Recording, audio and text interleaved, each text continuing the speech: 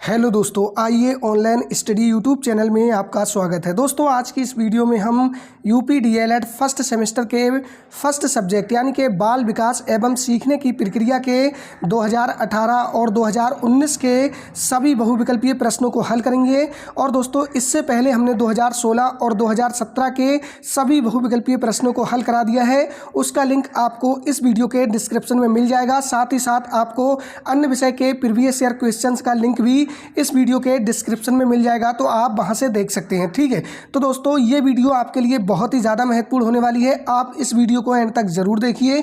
तो चलिए वीडियो शुरू करते हैं।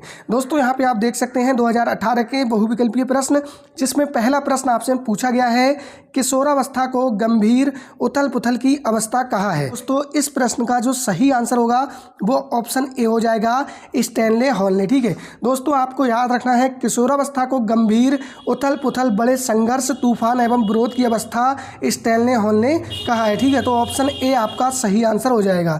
बात करें दोस्तों अगले प्रश्न की, प्रश्न नंबर 2 में आपसे पूछा गया है, मानसिक आयु बटे वास्तविक आयु गुणे 100। ठीक है, ये सूत्र से मापन किया जाता है। ये किसका सूत्र है? ठीक है, ऑप्शन ए अर्जित ज्ञान का मापन किया जाता है, ऑप्शन बी बुद्धि लब्धि का, ऑप्शन सी आयु का, या फिर ऑप्शन डी लंबाई का। तो दोस्तों, ये प्रश्न आपसे बार बार पूछा जाता है, आपको पता भी होगा। इस प्रश्न का सही आंसर है ऑप्शन बी बुद्धि लब्धि का। ठीक है, मानसिक आयु बटे वास्तविक आयु गुणे 100। ठीक है, आपको याद रखना है, ये सूत्र है बुद्धि लब्धि मापन का। ठीक है, बात करें अगले प्रश्न की, प्रश्न नंबर 3 में आपसे पूछा गया है, वह मानसिक योग्यता जिसके द्वारा व्यक्ति किसी नवीन रचना को प्रस्तुत करता है कहलाती है। ठीक है, ज्ञान, योग्यता, सृजनात्मकता, या फिर इनमें से कोई नहीं। तो दोस्तों, इस प्रश्न का जो सही आंसर होगा वो हो जाएगा आपका सृजनात्मकता यानी कि क्रिएटिविटी। ठीक है, तो दोस्तों आपको याद रखना है, वह मानसिक योग्यता जिसके द्वारा व्यक्ति किसी नवीन रचना को प्रस्तुत करता है सृजनात्मकता कहलाती है। ठीक है, सृजनात्मकता जन्मजात व अर्जित होती है, ये सार्वभौमिक होती है, आपको याद रखना है।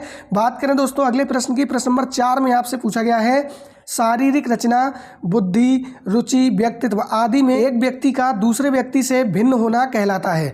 आपको बताना है शारीरिक रचना, बुद्धि, रुचि, व्यक्तित्व आदि में एक व्यक्ति का दूसरे व्यक्ति से भिन्न होना क्या कहलाता है। ठीक है, सामूहिक भिन्नता, बौद्धिक भिन्नता, शारीरिक भिन्नता, वैयक्तिक भिन्नता। तो इस प्रश्न का सही आंसर होगा वैयक्तिक भिन्नता। ठीक है, ऑप्शन डी आपका सही आंसर हो जाएगा। जैसा कि दोस्तों आपने देखा होगा, प्रत्येक व्यक्ति की शारीरिक रचना, बुद्धि, रुचि, व्यक्तित्व अलग अलग होते हैं, और दोस्तों इसे ही वैयक्तिक भिन्नता कहते हैं। ठीक है, तो ऑप्शन डी आपका सही आंसर हो जाएगा। बात करें दोस्तों अगले प्रश्न की, प्रश्न नंबर 5 में आपसे पूछा गया है, संज्ञानात्मक क्षमता की कमी से व्यक्तित्व को कठिनाई होती है, शारीरिक विकास में, बौद्धिक विकास में, व्यावसायिक विकास में, या फिर समायोजन में। तो दोस्तों, इस प्रश्न का जो सही आंसर है वो ऑप्शन बी हो जाएगा, बौद्धिक विकास में। ठीक है, संज्ञानात्मक क्षमता यानी कि समझ में अगर कमी होगी तो दोस्तों बौद्धिक विकास में कठिनाई होगी। ऑप्शन बी आपका सही आंसर हो जाएगा। बात करें दोस्तों अगले प्रश्न की, प्रश्न नंबर 6 में आपसे पूछा गया है, सिगमंड फ्राइड द्वारा प्रतिपादित व्यक्तित्व विकास के सिद्धांत को कहा जाता है। शारीरिक विकास का सिद्धांत, भावात्मक विकास का सिद्धांत, मनोविश्लेषणात्मक सिद्धांत, या फिर ज्ञानात्मक सिद्धांत। तो दोस्तों, इस प्रश्न का सही आंसर जो होगा वो हो जाएगा मनोविश्लेषणात्मक सिद्धांत। ठीक है, ऑप्शन सी आपका सही आंसर हो जाएगा। बात करें दोस्तों अगले प्रश्न की, प्रश्न नंबर 7 में आपसे पूछा है, परोक्ष वस्तुओं के संबंध में चिंतन कहलाता है, कल्पना, चिंतन, तर्क, स्मृति। दोस्तों, परोक्ष वस्तुएं यानी कि जो मूर्त रूप से आपके सामने नहीं है, ठीक है, उनका चिंतन क्या कहलाता है। तो ऑप्शन ए आपका सही आंसर हो जाएगा, कल्पना। बात करें दोस्तों अगले प्रश्न की, प्रश्न नंबर 8 में आपसे पूछा गया है, किसी समस्या का समाधान करने के लिए गत अनुभवों को नए ढंग से समायोजित किया जाना कहलाता है, तर्क, चिंतन, कल्पना, या स्मृति। तो दोस्तों, इस प्रश्न का जो सही आंसर होगा वो ऑप्शन ए हो जाएगा, क्या हो जाएगा, तर्क। ठीक है, किसी समस्या का समाधान करने के लिए गत अनुभवों को नए ढंग से समायोजित किया जाना कहलाता है, तर्क। आपको याद रखना है। और दोस्तों, तर्क की परिभाषा आपको याद रखना है, मन में किसी उद्देश्य एवं लक्ष्य को रखकर क्रमानुसार चिंतन करना ही तर्क है। ठीक है, बात करें दोस्तों अगले प्रश्न की, प्रश्न नंबर 9 में आपसे पूछा है, किसी के द्वारा विभिन्न परिस्थितियों में समायोजन कहलाता है, शारीरिक स्वास्थ्य, संवेगात्मक विकास, मानसिक स्वास्थ्य, या फिर उपयुक्त सभी।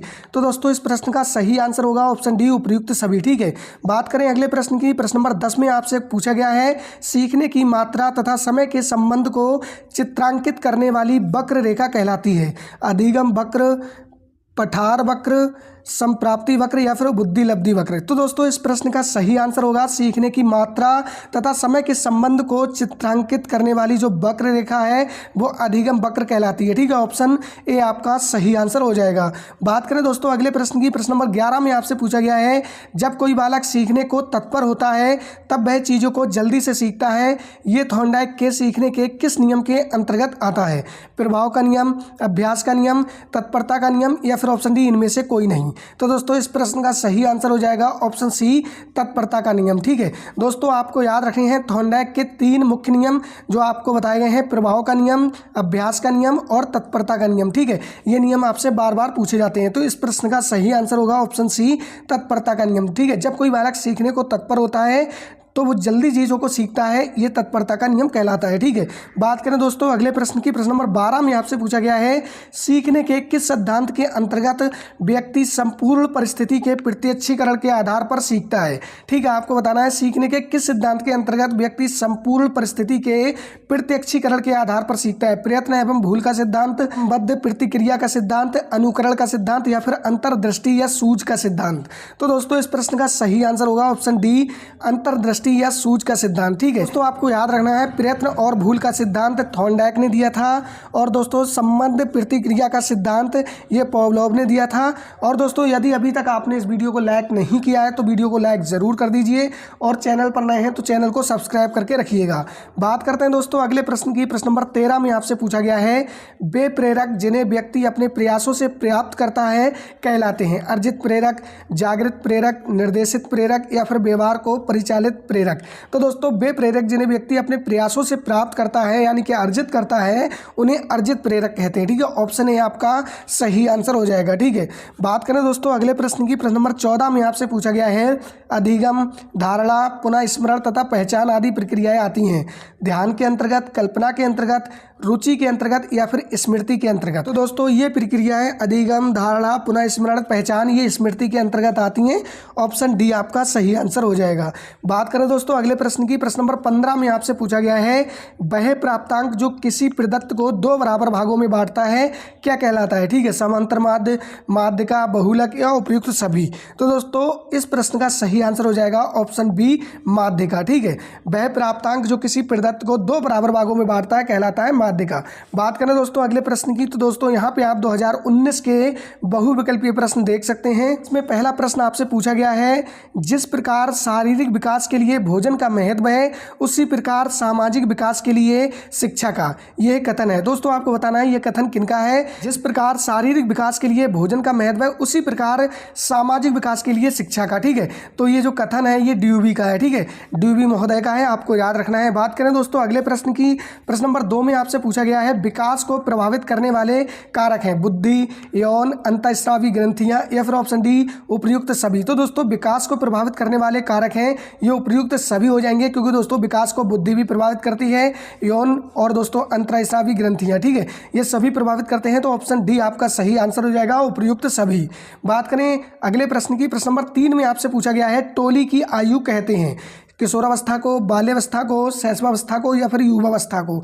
तो दोस्तों इस प्रश्न का सही आंसर हो जाएगा, टोली की जो आयु है वो बाल्यावस्था को कहते हैं। ठीक है, ऑप्शन बी। और दोस्तों इसे कहते हैं जीवन का अनोखा काल। ठीक है, ये भी इसको ही कहते हैं जीवन का अनोखा काल, आपसे बार बार पूछा जाता है। ठीक है, किशोरावस्था को दोस्तों तनाव तूफान की अवस्था कहते हैं। ठीक है, कठिन काल कहते हैं, आपको याद रखना है। तो दोस्तों ये जो प्रश्न है इसका जो आंसर है वो ऑप्शन बी हो जाएगा, जो टोली की आयु है वो बाल्यावस्था को कहते हैं। ठीक है, बात करें अगले प्रश्न की, प्रश्न नंबर 4 में आपसे पूछा गया है, मनुष्य को जो कुछ बनना होता है प्रारंभ के 4-5 वर्षों में ही बन जाता है, ये कथन है। आपको बताना है मनुष्य को जो कुछ बनना होता है प्रारंभ के 4-5 वर्षों में बन जाता है, ये कथन किनका है? ठीक है, तो दोस्तों इस प्रश्न का सही आंसर हो जाएगा, ये कथन है फ्राइड का। ठीक है, ऑप्शन ए आपका सही आंसर हो जाएगा।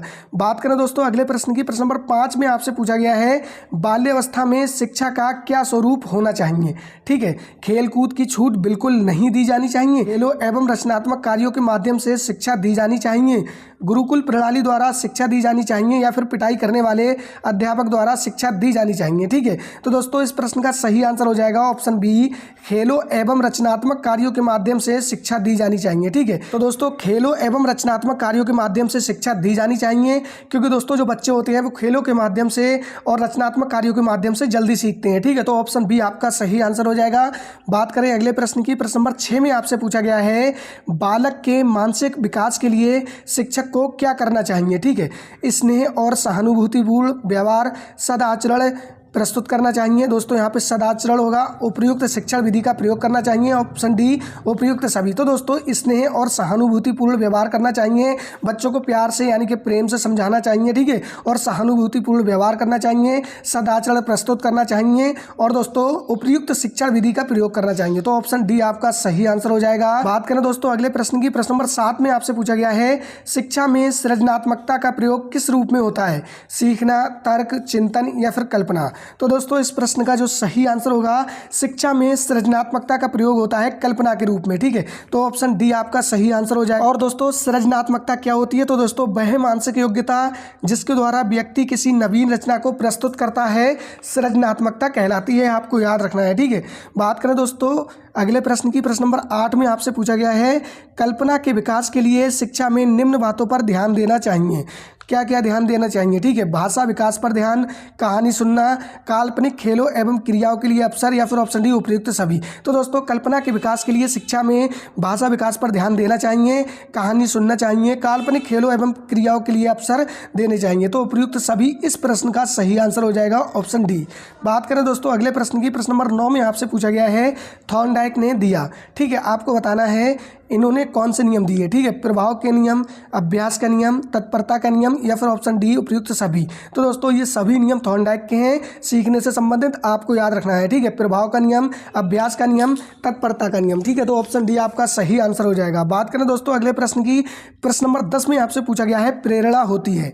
आपको बताना है प्रेरणा होती है सकारात्मक, नकारात्मक, ए और बी दोनों या फिर ऑप्शन डी उपयुक्त में से कोई नहीं। तो दोस्तों प्रेरणा होती है, सकारात्मक भी होती है और दोस्तों नकारात्मक भी होती है। तो ऑप्शन सी आपका सही आंसर हो जाएगा, ए और बी दोनों। ठीक है दोस्तों, अभी तक आपने इस वीडियो को लाइक नहीं किया है तो वीडियो को लाइक जरूर कर दीजिए। ठीक है, बात करें दोस्तों अगले प्रश्न की, प्रश्न नंबर 11 में आपसे पूछा गया है, जीन पियाजे द्वारा बालक के संज्ञानात्मक विकास की अवस्थाओं का वर्णन किया गया है। कितनी अवस्थाओं का वर्णन किया गया है, 3, 4, 5 या 6। ऑप्शन बी आपका सही आंसर हो जाएगा। कौन कौन सी, तो दोस्तों आपको याद रखना है, संवेदी पेशीय अवस्था जो कि 0 से लेकर 2 वर्ष तक होती है, पूर्व संक्रियात्मक अवस्था जो कि 2 वर्ष से लेकर 7 वर्ष तक होती है, मूर्त संक्रियात्मक अवस्था जो 7 से लेकर 11 वर्ष तक होती है, और दोस्तों एक होती है अमूर्त संक्रियात्मक अवस्था कि 11 वर्ष से अधिक के लिए होती है। ठीक है, तो 4 अवस्थाएं होती हैं, आपको याद रखना है। बात करें दोस्तों अगले प्रश्न की, प्रश्न नंबर 12 में आपसे पूछा गया है, अधिगम स्थानांतरण के सिद्धांत हैं। ठीक है, आपको बताना है अधिगम स्थानांतरण के सिद्धांत हैं, मानसिक शक्तियों का सिद्धांत, समान तत्वों का सिद्धांत, सामान्यीकरण का सिद्धांत या फिर ऑप्शन डी उपयुक्त सभी। तो दोस्तों इस प्रश्न का सही आंसर हो जाएगा ऑप्शन डी उपयुक्त सभी। ठीक है, अधिगम स्थानांतरण के सिद्धांत हैं। ठीक है, आपको याद रखना है। बात करें दोस्तों अगले प्रश्न की, प्रश्न नंबर 13 में आपसे पूछा गया है, वह प्रेरक जिन्हें व्यक्ति अपने प्रयासों से प्राप्त करता है कहलाता है। अर्जित प्रेरक, जागृत प्रेरक, निर्देशित प्रेरक या व्यवहार को परिचालित प्रेरक। दोस्तों यहाँ पे आप देख सकते हैं सेम टू सेम क्वेश्चन आपका रिपीट हुआ है, तो इसका सही आंसर हो जाएगा ऑप्शन ए अर्जित प्रेरक। ठीक है, वो प्रेरक जिन्हें व्यक्ति अपने प्रयासों से प्राप्त करता है अर्जित प्रेरक कहलाते हैं।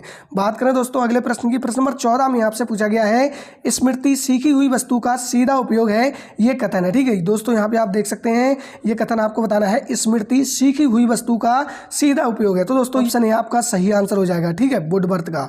बात दोस्तों अगले प्रश्न की, यानी कि दोस्तों आज के वीडियो के लास्ट प्रश्न की, यहाँ पे आप देख सकते हैं पूछा गया है, आंकड़ों के प्रकार हैं। ठीक है, आपको बताना है आंकड़ों के प्रकार यानी कि डेटा के प्रकार कितने होते हैं। ऑप्शन ए है अवर्गीकृत, ऑप्शन बी है वर्गीकृत, ऑप्शन सी है अवर्गीकृत व वर्गीकृत या फिर ऑप्शन डी उपयुक्त में से कोई नहीं। तो दोस्तों डेटा के 2 प्रकार होते हैं, कौन कौन से होते हैं, अवर्गीकृत और वर्गीकृत। ठीक है, ऑप्शन सी आपका सही आंसर हो जाएगा। बात करें दोस्तों आज की इस वीडियो में आपने 30 प्रश्न किए हैं, 30 प्रश्न में से आपके कितने प्रश्न सही हुए हैं कमेंट में जरूर बताइए। और दोस्तों इस चैनल पर आप नए हैं तो चैनल को सब्सक्राइब करके जाइएगा, और वीडियो अच्छी लगी हो तो वीडियो को लाइक कर दीजिए। वीडियो को पूरा देखने के लिए धन्यवाद।